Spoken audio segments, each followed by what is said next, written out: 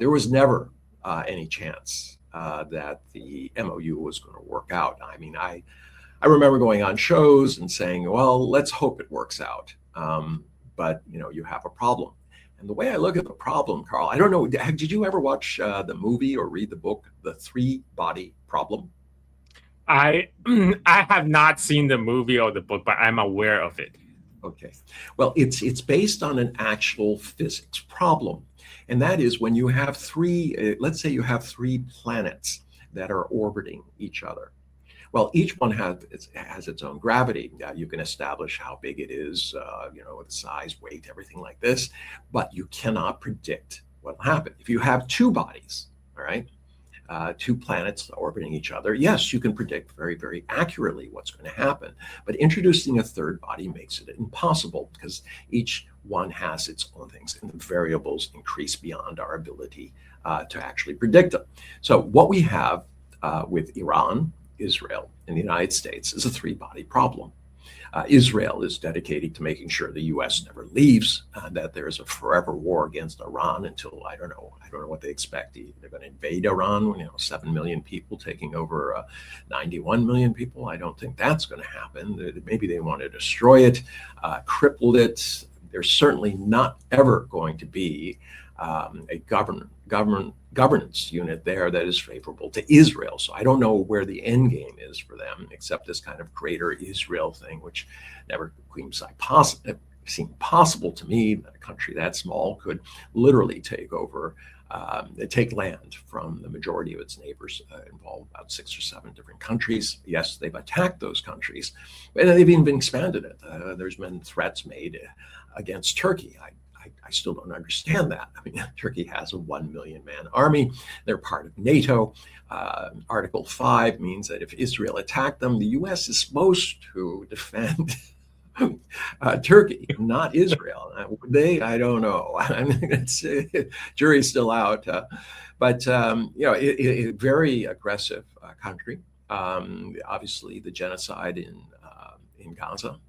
The invasion in Lebanon right now, the fact that they have over 120 nuclear weapons, it really is, like I said, it has its own trajectory right now, and no one can predict even what's going on within Israel. So if you consider it a planet, it is a rogue planet. You have no idea where it's going.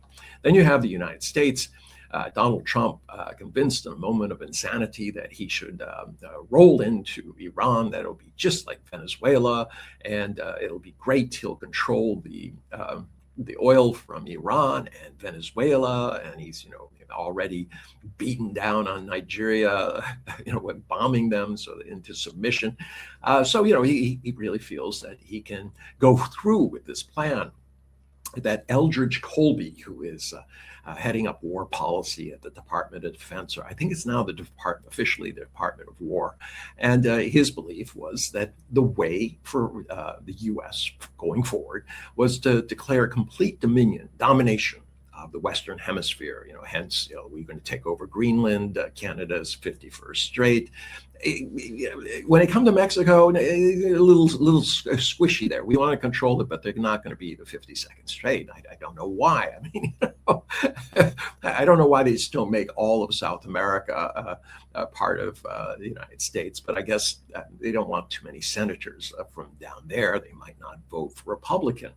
So dominate that area. And then in terms of China, don't fight directly. What you do is you use proxy situations, but more importantly, you control China's oil, their energy. So you block it off. So what have they been doing, as we discussed before? Venezuela, Nigeria, and Iran. What do they have in common? Oh, they export oil to China. Surprise, surprise. And the second part of Eldridge Colby's plan, he wrote a book in 2021 talking about this. So, I mean, I'm not saying, this is a conspiracy. He's just said exactly what he wants to do. And part of that is saying, look, we have to get control of all the choke points, because after we can, control China's oil and energy, then if they try to fight back, right, we will cut off all of their trade, because this is an export nation, right? They import raw materials and they export value-added goods. If we can cut them off, we can reduce their economy to nothing. So this is the plan. Donald Trump is kind of vaguely following it, but not in a kind of consistent way. He's kind of been backed into different situations. But this is where it's going. So, and then you have Iran. Iran is now at the point where they said, we've taken a massive amount of damage. Our leaders have been killed. Not only political, but religious leaders. And now the son of the person who got killed, who incidentally his wife and child were killed at the same time, he's in control of the country. And funnily enough, he wants revenge. I don't know why he's taking it so personally, but obviously he is. When your father, your daughter, and your wife are killed, plus a bunch of your relatives, and a good percentage of the people that you knew who represented what you thought was the will of a sovereign nation, they were basically executed. So they at this point have nothing to lose. They're in their homeland. They're fighting a war against an invader. They have nowhere to go. They're not welcome anywhere. So they have to stay. So the hardship is immense, but they're going to continue because what else can they do? Now they know, and everyone has always known, that the Straits of Hormuz was an ace up their sleeve. It's the reason that 7 presidents consistently said, no, we're not going to go fight Iran, not directly. We did it through Iraq, of course, but we're not going to do it directly, because if they close off the Straits of Hormuz, it hurts them, but it hurts the global economy even more. It's 20% of the world's oil, all right, and 25% of the world's gas. And gas, as we know, is converted into fertilizer. And if you don't have fertilizer, you don't have as much crop production. If you don't have oil, you don't have diesel. If you don't have diesel, you can't run your agricultural pumps or your machinery. So it has a huge impact. The price of everything, plastics, all of it go back because synthetic materials go up. I mean, if you start looking at gasoline and energy, about 45% goes into the tanks of cars. And then a large chunk of it goes into sanitary, into power plants. And then, I don't know, between 16 and 20% goes into products and things like this. And that could be fertilizer. It can also be plastics and materials, clothing, and nylon, rayon, all of these things that you take for granted in your clothes. Yes, they're all energy. They're all oil. So they feel that they have an upper hand against in an asymmetrical war. That they're the ones who are doing the guerrilla fighting by being able to control the Straits of Hormuz, and they intend to get their pound of flesh back. They say if we can't export oil, we will collect revenues from the oil that goes through the Hormuz Strait. Is it legal? Absolutely not. Okay, international convention. But when we start talking about international convention, who's violated more than anybody else? Well, U.S. U.S. is in a really good position. They're not even a signatory to the UN Convention of Law of the Seas, which they, in essence, started because they wanted to, the U.S. said, well, we want more territory, marine territory. And who cares about the cannon shot rule? 12, 13 miles, we need more. We want 200 miles. So that's what started the debate. And in the end, the U.S. said, no, we will not join. Why? Because we don't recognize any power above our own. And the idea that somebody would come in and actually say you're in violation of something doesn't work. That's a reason why we're not part of the ICC, the International Criminal Court. It's why we didn't sign on to a lot of treaties involving, protection of women and children. Very controversial issues, of course. Why would you want to protect those who need protection the most? But we haven't done it because we are not willing to submit to any authority above our own. And that's the mark of an empire, a group that believes that we are right, whether we're right or wrong. So this is where they are. So Iran now feels that they're empowered. And quite frankly, the IRGC this is a dedicated corps of military fighters who are also very religious. They're recruited on that basis. You have to be a true believer to be part of the corps. So they have divided in preparation for what they eventually saw coming, they created 30 different units. Now, these units do not call in and they do not coordinate with each other. They might listen to the radio or television, but they know that if they make a phone call, either on a landline or through a cell phone, they very well could be targeted. And if they are targeted, the US will blow them up. So they set up these cells, military cells, throughout. You have to remember, this is a land with three huge mountain areas on it, independent ones, and they surround. It's almost impossible. It's like three Afghanistans. I mean, and it's huge. It's the 17th largest country in the world, and the 17th largest population. This is not some place where you're going to put boots on the ground. It took us 1 million to invade Iraq. Iraq is 1/4 of the size, all right, and even less in terms of population. No, it doesn't work that way, and they didn't have the kind of geographical protections that Tehran has. So it's a mission impossible. So when Donald Trump says, "Oh, boots on the ground," Hegseth can say that, but the fact is, it'll never happen. If it does happen, there's going to be a lot of body bags heading back to the United States, and that would not be very popular, and even make it worse for him in terms of the elections.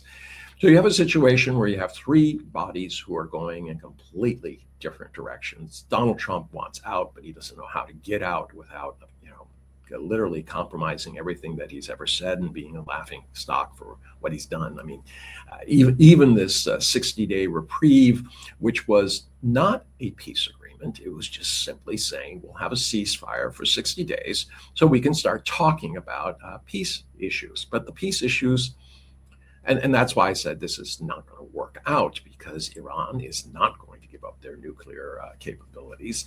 Obviously, if you've been attacked, twice during peace negotiations, now a third time, and somebody, tore up the treaty that they had agreed to, there's no reason for trust. So the idea is that we give up everything that we have to protect ourselves, and we just trust you. Well, it didn't work out so well for Saddam Hussein. It certainly didn't work out in a number of places like Syria, and also in other Arab countries where they were convinced to give up their weapons, and shortly after that they all died. So there's no way that they're going to give that up. They see the only way they can see eventually long term, and I don't care what they say. And I think this is going to apply to the rest of the Middle Eastern countries, is they want to go nuclear. And the only way to prevent that is if there is an agreement that Israel have to give up their nukes and everyone else gives up their nukes. That is not likely. So we're in a situation which is escalating downwards. It's the three-body problem. You cannot figure out what is going to happen next. And Donald Trump is not in control. Israel is not in control, and Iran is not in control. All we have is uncontrolled chaos. Einar, but Trump almost tackled. He already had to sign the MOU. That was a way out. I mean, if he just stick to the MOU, we would be in much better state right now. And I understand what you're saying about this is because due to the midterm, but that's, again, it's a little bit counterintuitive because midterm is 2 months away, and here what he's gonna do restarting this war, how is that going to help his chance with the midterm? Because it's not. That's why he was on TV yesterday saying, pass this bill. It's my last chance. Okay, I mean, he doesn't want. The problem was the MOU was extremely unclear. I'm a lawyer. I mean, oh my God, I would never have my client sign something like this. It was, they said that Iran was in control of the Straits of Hormuz. All right. And Iran interpreted that as we get to collect money from there and you guys stay out of it. No more attacks, no more things. But the very day after he signed the MOU, what did he do? He threatened them. He said, I'm going to blow you up unless you do everything according to what we've asked. So, with Donald Trump, like I said, it's day by day. It is a mistake to assume that there's some sort of long-term strategy. He is on, he's a feral animal. It's what do I have to get through for the day? I got to feed myself, all right?